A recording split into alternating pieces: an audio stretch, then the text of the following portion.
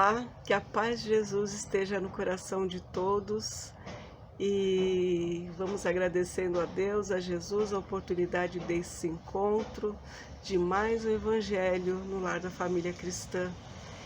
Espero que todos estejam bem, gozando de saúde junto aos seus familiares e amigos e que a fé esteja sempre acesa, porque está tudo certo. Nós devemos confiar na providência divina e tudo que está acontecendo está dentro da programação. Então mantenhamos a fé que tudo já está bem. Então vamos agradecendo mais uma vez a oportunidade desse encontro, agradecer a tecnologia e vamos nos ligando, nos conectando aos mentores espirituais do lar da família cristã, aos seus dirigentes espirituais, para que eles nos deem sustentação no Evangelho de hoje, amparando para que tudo ocorra da melhor forma possível. Então vamos serenando os nossos corações, serenando a nossa mente, buscando o equilíbrio e vamos para a oração da fraternidade, fazendo a preparação do Evangelho de hoje. Nosso Divino Mestre e Salvador, fortalecei-nos e amparai-nos para que possamos ajudar as forças do bem a transformar o mundo. Veneráveis mensageiros celestiais, auxiliares de Jesus, fortalecei-nos e amparai-nos, para que possamos ajudar as forças do bem a transformar o mundo. Pai nosso, Criador nosso, fonte eterna de amor e luz, fortalecei-nos e amparai-nos, para que possamos ajudar as forças do bem a transformar o mundo. Que assim seja. Graças a Deus. Então vamos para a explanação do Evangelho de hoje. O livro é O Despertar do Espírito, psicografado por Divaldo Pereira Franco, ditado pelo Espírito de Joana de Ângeles. A lição de hoje é atividades libertadoras e faz parte do contexto dos problemas psicológicos contemporâneos. Então, dentro dessas atividades dos problemas psicológicos, tem as atividades libertadoras, está inserida a autoidentificação, a educação e disciplina da vontade e a sublimação sexual. Como o texto ele é muito grande, extenso, e o tempo não nos permite avançar tanto, hoje eu vou falar um pouco das atividades libertadoras e a autoidentificação. Numa próxima oportunidade, a gente fala sobre a educação e disciplina da vontade e sublimação sexual. Então, iniciando o texto,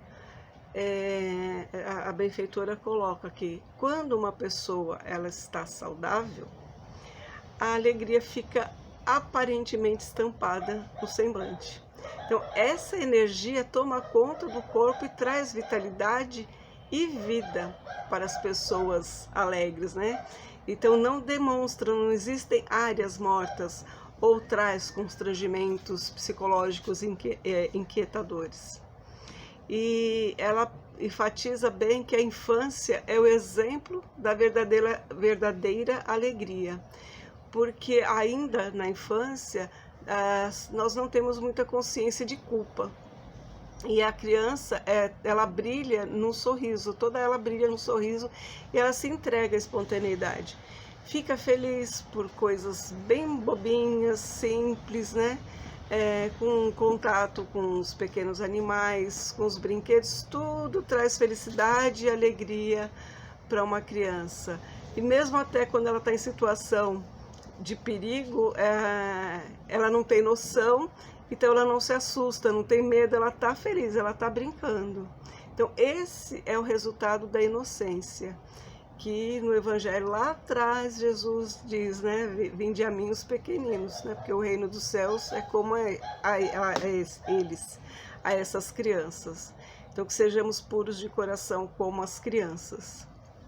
Então essa inocência permite até que a criança, quando ela encara a nudez como uma coisa natural, e realmente sem malícia nenhuma. Os mais velhos, né, os mais experientes, que acabam colocando malícia onde não tem.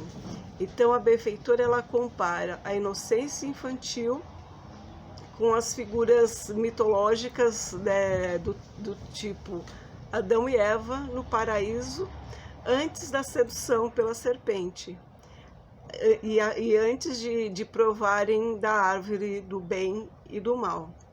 Porque depois que eles provaram da árvore do bem e do mal, ou a maçã, né, eles se descobriram e experimentaram a consciência de culpa, e a partir de então começaram a se esconder. E essa magia, ela desaparece, né, ela desaparece sob a pressão de adultos que, severos e irritados, agridem as crianças, agridem os pequenos, esquecidos que elas não se lembram que o humor negativo, esse ranço, pode prejudicar grandemente o desenvolvimento emocional do pequeno, e acaba tirando bombas mentais e bombas verbais destruidoras, quando essa pessoa ainda por cima não se utiliza de agressão física. Muitas pessoas, infelizmente, ainda partem para agressão, machucando mais, não só emocionalmente as crianças, mas também fisicamente, causando muitos traumas e conflitos, né? Mas isso também vem dos próprios traumas e conflitos desse adulto, que acaba repassando para o menor. Então não foi trabalhado isso e acaba repassando, perpetuando essa atitude que está consumindo esse adulto. Então a alegria, ela é vibrante diante das ocorrências simples, como caminhar descalço, sentir o contato com a natureza, viajando sem medo pela imaginação. Então vai brisando, né? Observando muitas vezes a luz, o amanhecer, observando as luzes do entardecer, né, que trazem uma poesia, traz uma meditação, que a gente se envolve, viaja mesmo, uma coisa assim bem harmoniosa. A alegria também, ela se manifesta quando você anda descalço, no plantio das sementes, no colher dessa plantação.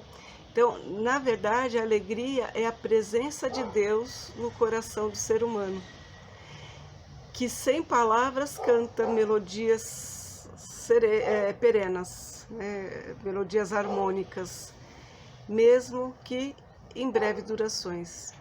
Então, quando se está envolto nessa alegria, o superego, ele não se apresenta dominante e deixa de impor o que se deve diante daquilo que não se deve vivenciar. Como que eu posso explicar, que ficou meio confuso?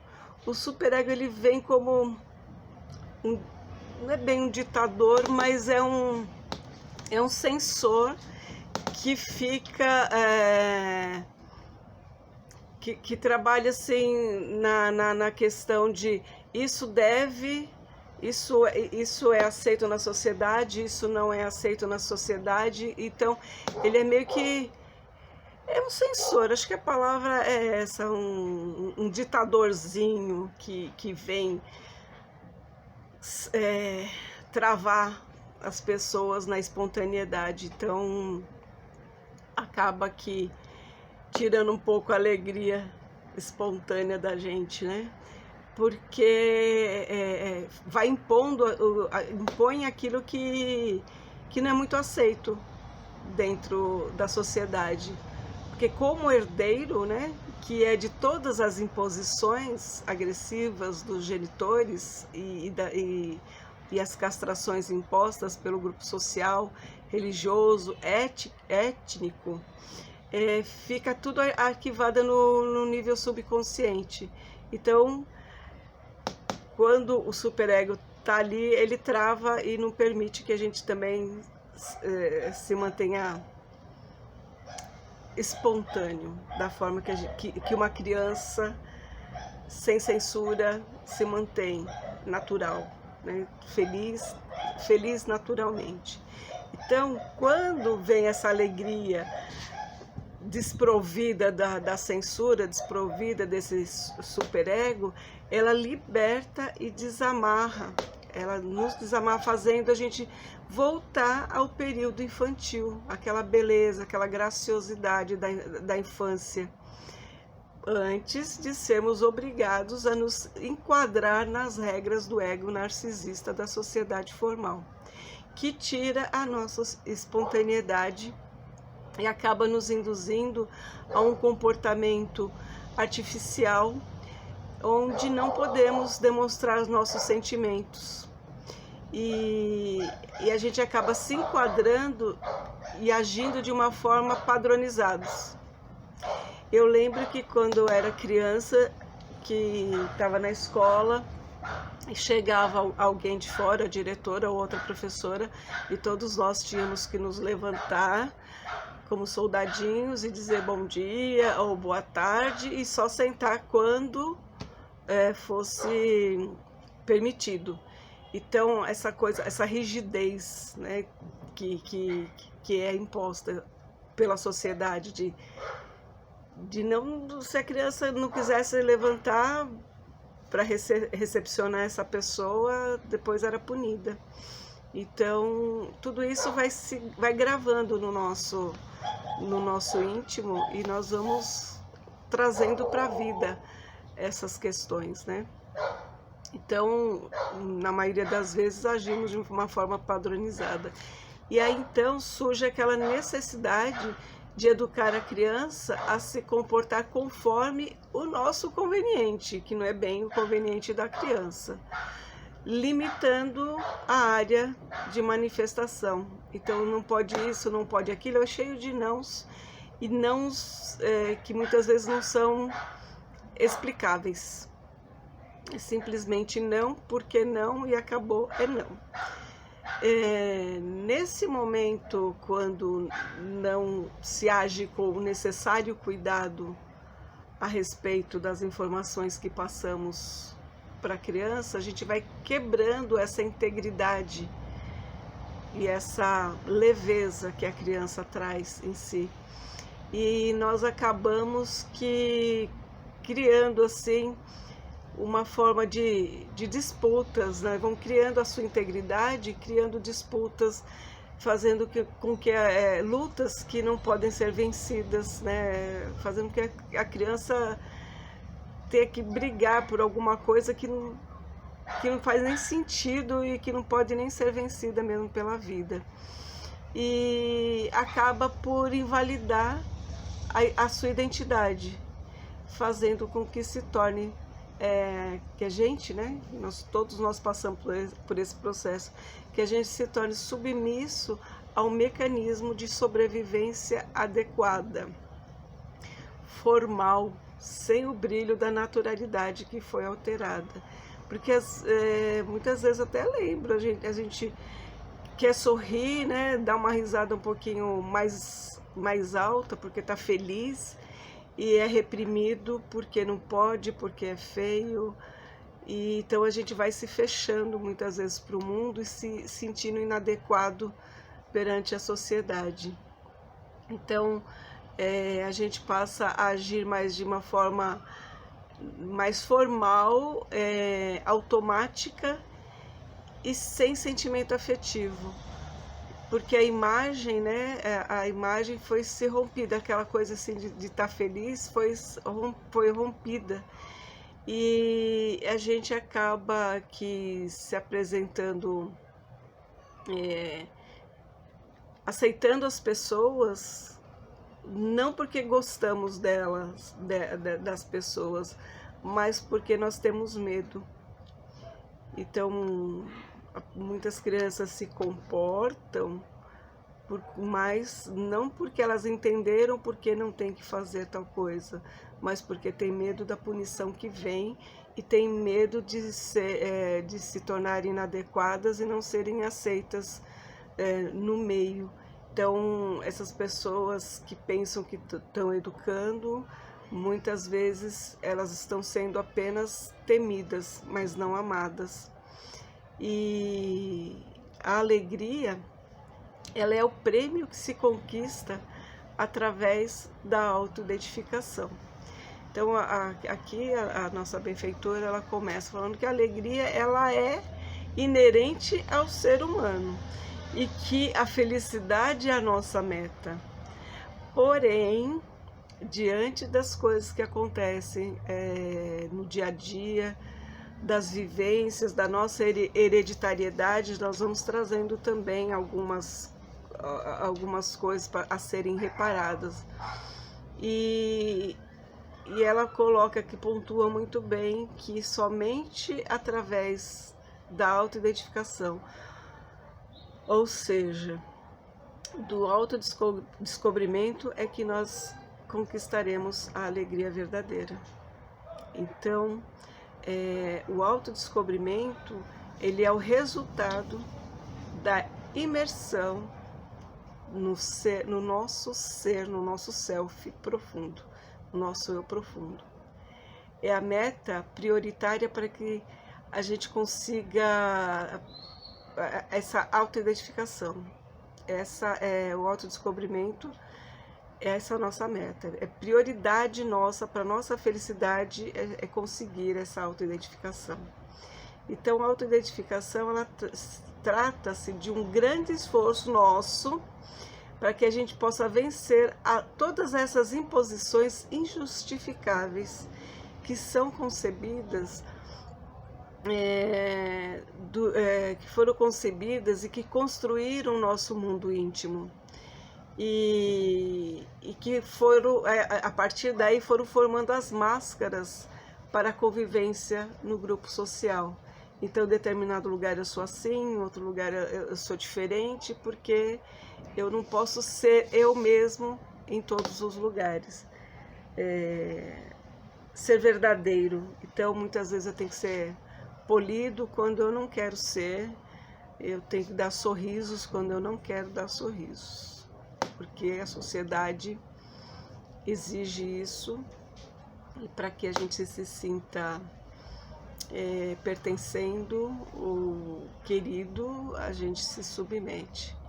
Então, por isso, a gente tenta essa autossatisfação, né? A gente vai se enquadrando nesse caminho, buscando a autossatisfação, mas ela não é completa, porque nós não conseguimos ser o que queremos ser verdadeiramente.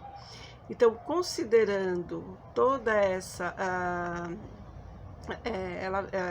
considerando toda essa concepção fantástica que, quando a gente é criança, falam pra gente, ela citou, né, Adão e Eva, mas pode ser o boi da cara preta, o bicho-papão e outras figuras mitológicas que têm relação com a natureza. A gente pode falar de gnomos, de bruxas, disso, daquilo, que acabam influenciando também, passa a habitar o nosso o tempo infantil, o tempo da imaginação infantil.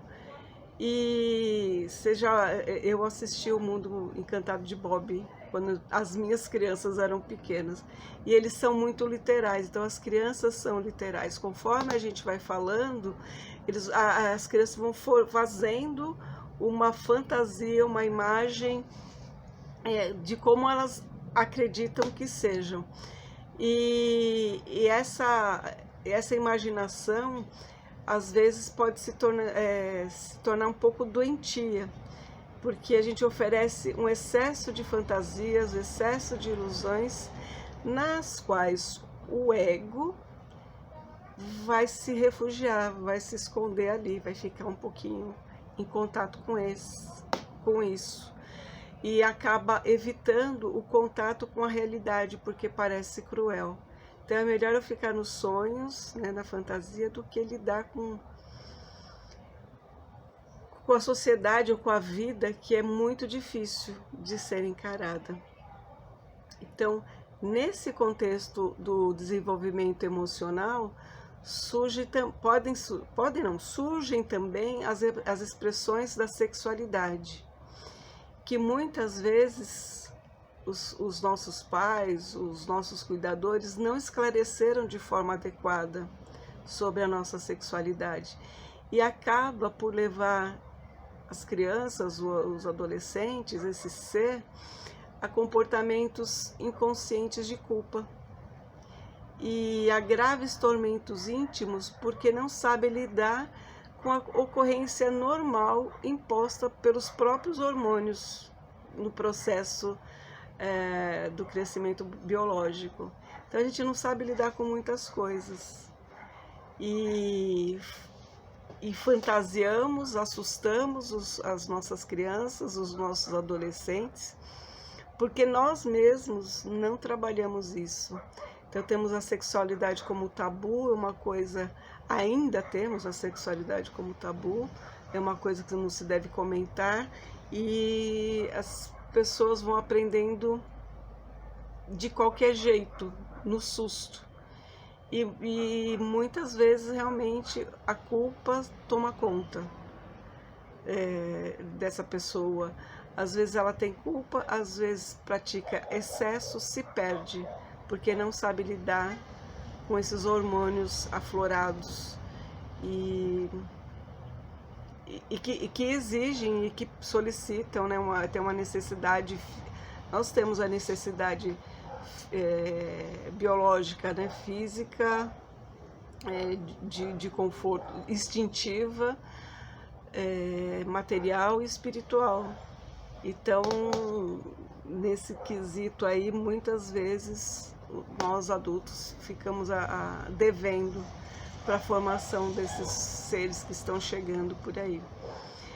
E aí, por conta disso, quando se estabelece a culpa é um processo paralisante, como o medo também.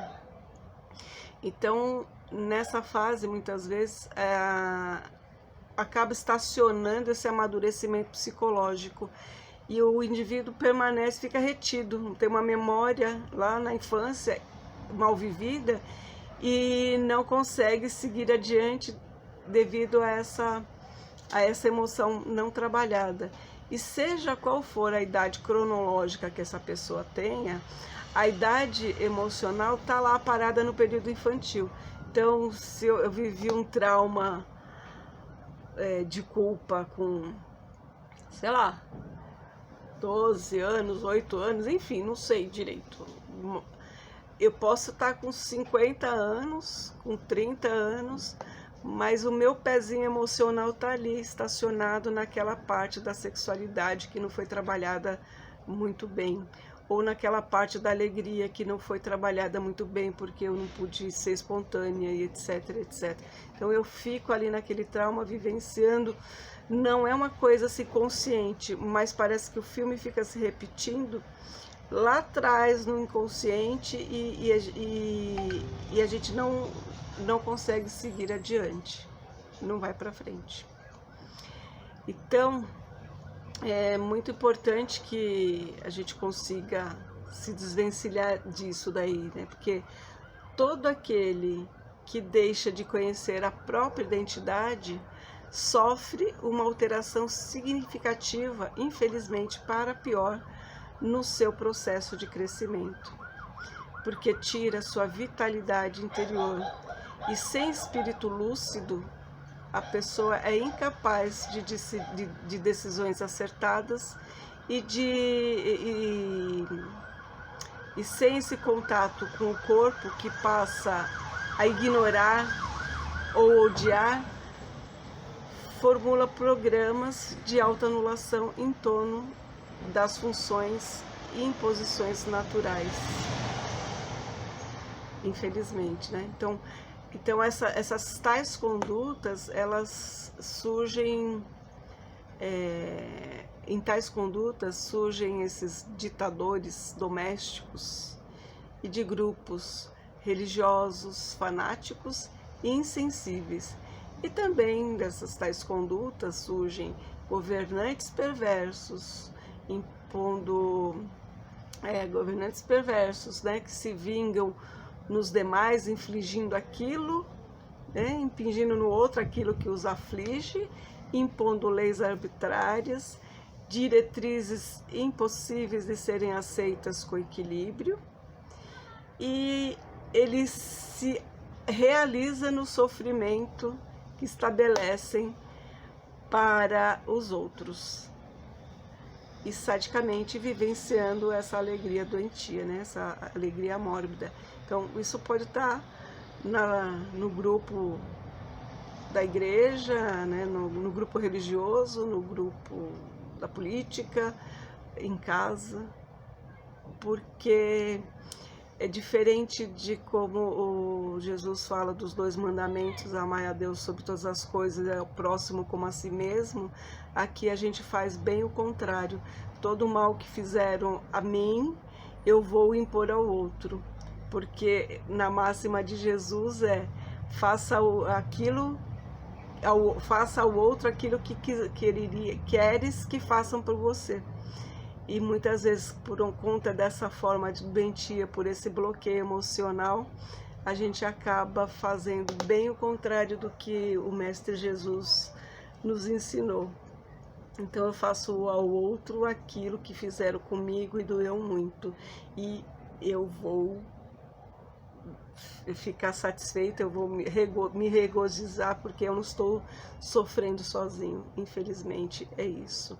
Então, é nesse momento que acontece essa perda de identidade, que vai atormentar a pessoa até quando ela resolva fazer uma terapia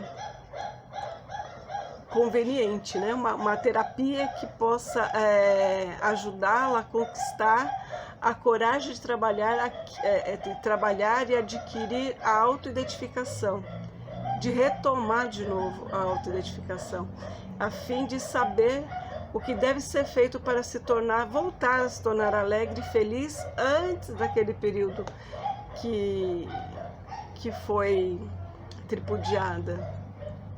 Então, é sempre ideal, isso não sou eu que estou falando, apesar de ser psicóloga, mas é a benfeitora Joana de Ângeles dizendo, é sempre ideal que essa terapia seja iniciada o quanto antes, evitando as fixações enfermiças e os transtornos que fazem da existência um tormento silencioso.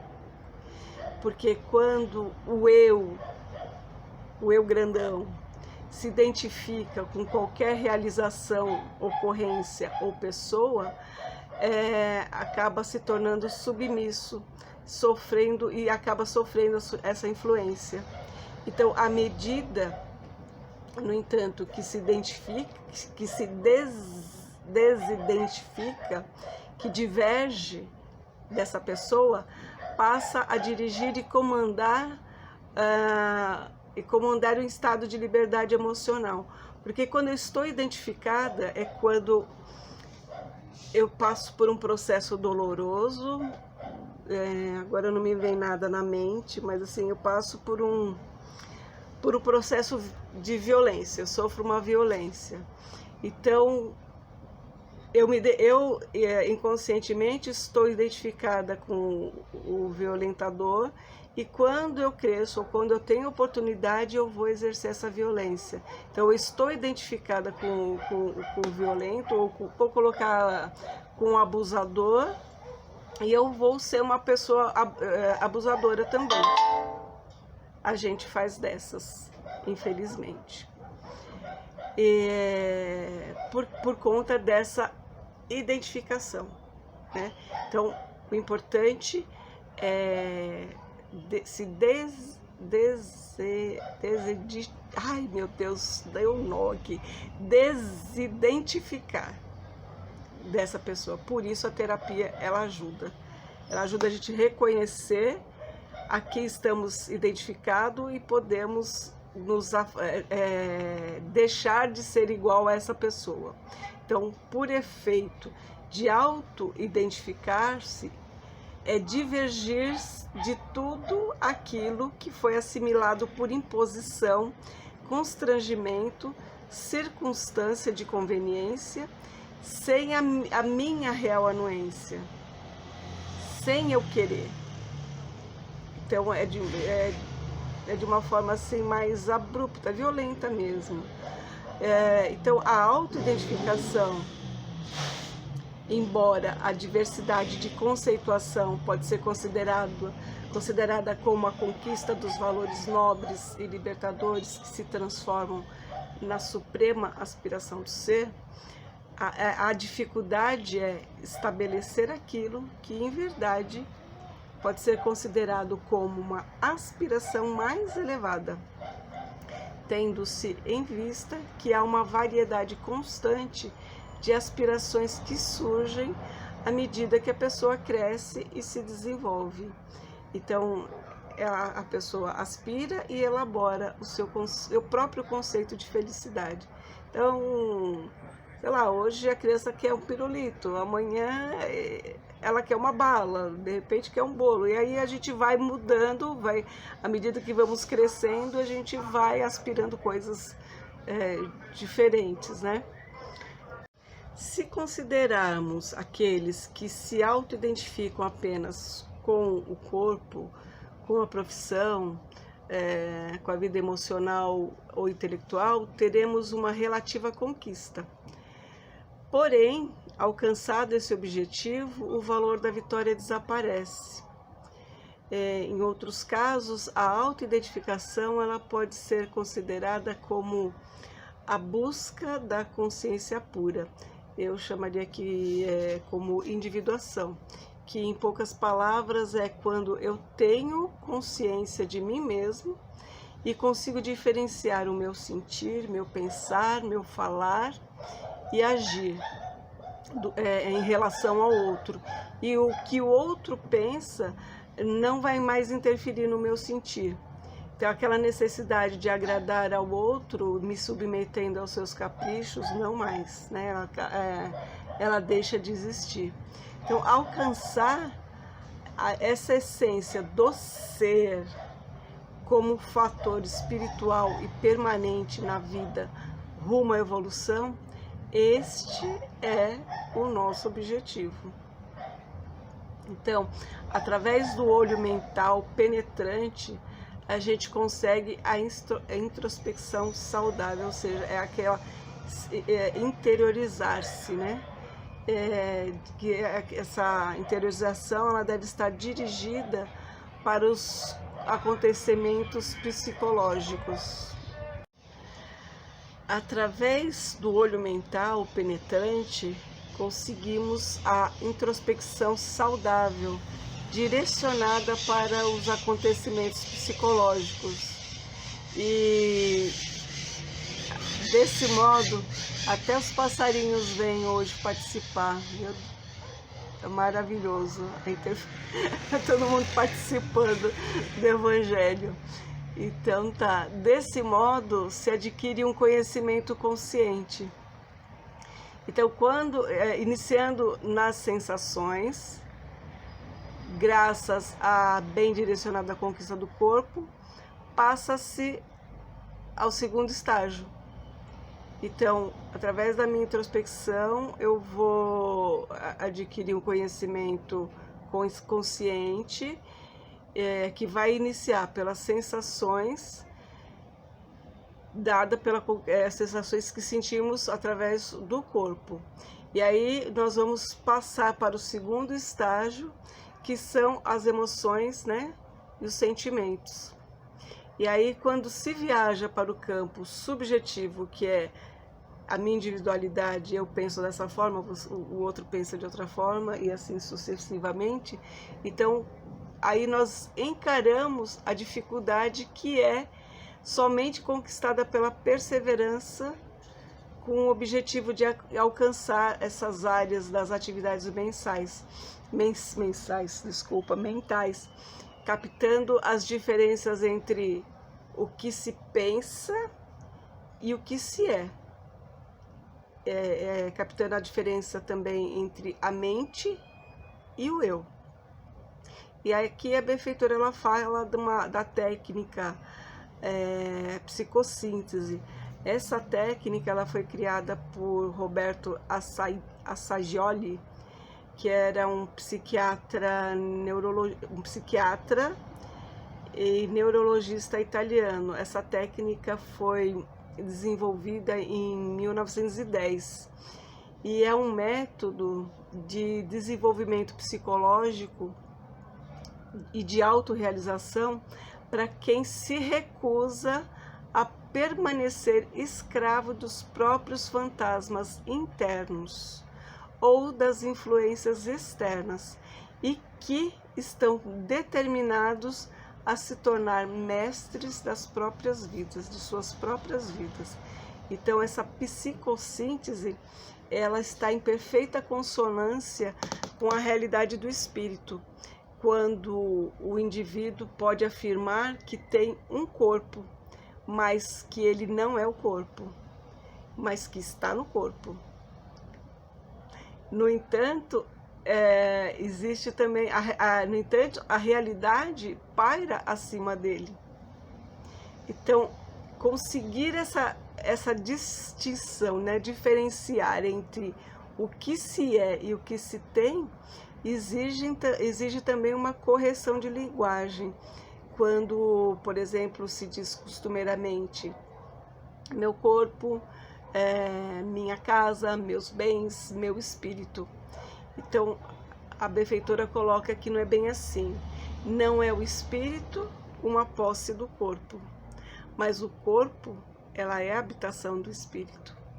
Então, o correto é afirmar, eu, espírito, tenho um corpo, tenho uma casa e bens, que são transitórios e mudam de mãos, menos o meu ser essencial, menos a minha essência. A minha essência, ela não muda, porque ela permanece após todas as situações que aconteceram. Então, da mesma forma, passando-se a análise da vida emocional, ela é possuída. A vida emocional ela é possuída, mas ela não é possuidora. Isto é, eu tenho uma vida emocional, mas não sou a vida emocional. Eu sou outra coisa. Eu não sou essa vida emocional que me impõe, porque eu sou outra coisa. O mesmo ocorre com a inteligência, né, com o intelecto em geral. Então, temos esses atributos, mas, obviamente, não são eles o ser. Eles nos pertencem, mas eles não são o todo. Eles fazem parte apenas. Então, a diferença se encontra entre o eu e as experiências, realizações e conquistas. E deixar de se identificar das sensações, necessidades de coisas e ambições, lembranças do passado e aspirações para o futuro, é viajar para a autoconsciência. Então, precisamos desidentificar dessas sensações, dessas lembranças do passado, dessas coisas negativas. Então, a gente tem que aprender a diferenciar o que se deseja daquilo que realmente é. Então, o ego, ele tem desejos, porém o ego, eles não são os desejos. O eu não são os desejos. O ego não são os desejos. E devagarzinho a gente vai conquistando o corpo, orientando os processos das ocorrências emocionais e procurando ficar no centro da pura autoconsciência, que é estar presente. Nós aprendemos lá no início que a gente precisa ter comportamentos automatizados. Então, quando entrava alguém na sala de aula, automaticamente a gente levantava. Mas por que levantava? Não sei, mandaram, pronto, acabou. Então, é importante a gente estar presente para saber o que estamos fazendo e o que está acontecendo naquele momento. E aí a gente consegue entrar na autoconsciência. Então, em terapia pela psicossíntese, que a benfeitora orienta até, é muito importante deixar de se identificar, a fim de que o nosso ser, o nosso eu superior, realize a sua higiene psicológica e evite as impregnações externas e internas, contribuindo para que os indivíduos supercivilizados ou superintelectualizados se encontrem com a realidade do que são, superando a contingência daquilo em que estão. Então, muitas vezes a gente não é, a gente está, né? Eu estou assim, eu sou doente? Não, eu não sou doente, eu estou doente. Então é uma coisa passageira, transitória. E nós precisamos aprender a identificar aquilo que é transitório daquilo que é perene, daquilo que é mais duradouro. Então, deixa eu me localizar aqui. Então a gente precisa estar sempre inteirado de como somos, né? E o estar pode ser afetado por muitos fatores internos e externos da experiência humana, como parkinsonismos, síndromes do pânico, Alzheimer, degenerescências físicas e psíquicas, ou outros choques traumáticos desestruturadores. Então, a pessoa ela não é uma parkinsoniana, ela não é um Alzheimer, ela é uma coisa transitória. E a gente precisa aprender a trabalhar, a lidar com isso. E essa terapia de desidentificação ou autoidentificação proporciona humildade, respeito pela vida, solidariedade e conduz o indivíduo a desenvolver papéis de melhores pais, né? De pais protetores, de bons filhos, de bons amigos, de bons esposos, de excelentes executivos, etc, etc, né? De maravilhosos profissionais, enfim, religiosos, etc.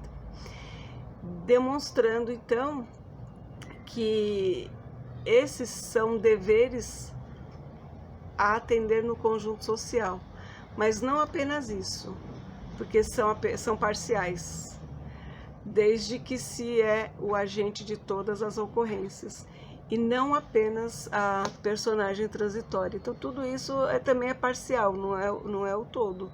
Nós somos bons profissionais, pais, mães, religiosos, etc.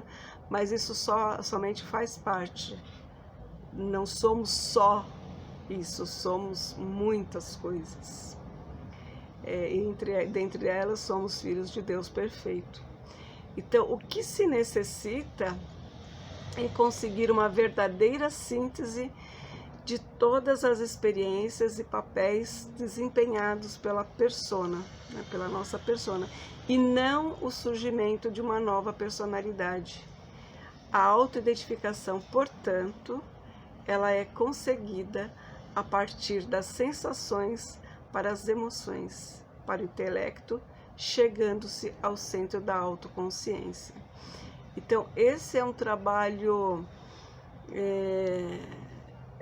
profundo, duradouro e persistente, que devemos realmente procurar a nossa identidade, a nossa própria identidade. Então, obter o nosso próprio autoconhecimento. E para isso a gente precisa se empenhar bastante, principalmente reconhecer quando estamos repetindo padrões que aprendemos lá na infância, padrões dos nossos antepassados. E estamos aqui, como Joana de Ângeles já disse em algum dos livros aí, que viemos para o planeta para corrigir o que fizemos errado, o que não deu certo, aperfeiçoar aquilo que já temos um pouquinho de conhecimento e aprender coisas novas. Somente assim nós sairemos dessa situação de pequenos humanos para caminhar para a angelitude. Que Jesus abençoe e espero que tenha conseguido passar a informação que a benfeitora explicou. Então, muita paz a todos, até uma próxima oportunidade. Provavelmente, se der, eu retorno para falar da sexolatria e de uma outra coisa que agora eu não estou lembrando. Um beijo no coração de todos, até a próxima. E agora, então, nós vamos para as vibrações. Continuamos conectados com os mentores do lado da família cristã, buscando inspiração e que possamos todos juntos levar essa luz, esse amor a todos os lugares que estejam necessitando de um cuidado, de um carinho e da intervenção espiritual. Então, conectados que estamos, vamos nos preencher de luz, de amor e vamos levando essas bênçãos ao nosso planeta Terra e a todos os dirigentes das nações para que sejam iluminados em suas escolhas e resoluções, trabalhando para que eles possam trabalhar em favor da população e do planeta. Vamos vibrar por todas as casas de orações para que continuem trabalhando, iluminando as mentes e trazendo conforto espiritual a todos que os procuram. Vibrando, levando luz pela saúde de todas as pessoas, pelos trabalhadores da linha de frente dessa epidemia que se instalou no planeta. Vamos vibrando para o equilíbrio das mentes, para o fortalecimento dos órgãos e para que os mentores amigos possam apoiar e auxiliar a todos os que estão passando por esse transe. Vamos vibrar para os lares, para que todos estejam em paz e que o pão material e o pão espiritual possa chegar em todos os lugares, levando boas vibrações também para todas as crianças, que elas sejam atendidas em suas necessidades com muito carinho e com amor. Vamos vibrando também pelos idosos, que eles sejam cuidados pelos seus parentes ou por seus cuidadores com muito carinho e amor. Vamos levando essas vibrações de luz, de despertar de consciência pelas penitenciárias, por todos os tipos de prisão, para que possam se libertar do vício, da violência, da ignorância e despertem no seu caminho e refaçam um caminho dentro da mudança interna, buscando o amor e a caridade. Vamos vibrar para aqueles que estão desencarnando nesse momento, que eles possam ser acolhidos pelas equipes dos benfeitores espirituais, que eles cheguem do outro lado de forma em paz, pacificamente, e que logo consigam compreender o que está acontecendo. aproveitando, vamos vibrar também para aqueles que estão nascendo, porque é um momento de renovação também. Então vamos vibrar por essa renovação dos espíritos, para que esses espíritos que estão encarnando agora, que eles possam ser acolhidos e consigam lograr êxito nas suas missões. Vamos vibrando para que possamos sair dessa situação de forma pacífica e com saúde. E que possamos sair renovados em consciência, com bons pensamentos, com boas atitudes, para um mundo com mais compreensão, tolerância, caridade e amor. Vamos deixando uma vibração em aberto para que os amigos espirituais possam levar onde se faça necessário. E que possamos também receber boas vibrações de todos os nossos amigos aqui presentes. Que Jesus abençoe a todos, que assim seja. Graças a Deus. Agradecida que estou, né, ou agradecidos que somos por todas as benesses que recebemos. Vamos para a oração final. Então, fazer uma oração da gratidão que eu vi essa semana e achei muito linda e estou compartilhando com todos vocês. Então, vamos à oração da gratidão. Altíssimo Deus, sou grato pela vida que me destes, por cada amanhecer que renova as oportunidades de servir ao meu propósito, por cada anoitecer, que permite dar descanso ao meu corpo. Sou grata pelo lugar que habito, pelo alimento que me dá sustento, pelo sol que me aquece, pela água que me purifica, pelo ar que respiro. Sou grata pela consciência que me permite escolher, pelos desafios que me fazem crescer, pela compreensão que aqui estou para aprender e melhorar. Sou grata pelo teto que me protege, pelo trabalho que me impulsiona, pela família que me completa e pelos amigos que trilham comigo a caminho da vida. Sou grata pelo corpo que me sustenta e que sustenta a minha alma e torna a minha jornada possível, pela saúde para cumprir as minhas tarefas. Sou grata pela mente sã que me permite sonhar, pelos desafios que me permitem crescer. Sou grata por todas as oportunidades, por todas as conquistas, por cada instante sagrado, por cada respiração, por cada pensamento, por cada sentimento elevado. Sou grata principalmente por ter a oportunidade de amar cada vez mais e com a intenção mais nobre que existe em meu coração. Gratidão, Senhor. Gratidão, Jesus. Gratidão ao lar da família cristã, aos seus mentores e dirigentes espirituais. Sou grata também aos dirigentes encarnados e a todos os assistidos e a todos os trabalhadores do lar da família cristã. Que Jesus nos abençoe a todos e que nos envolva na sua luz, no seu amor, na sua paz.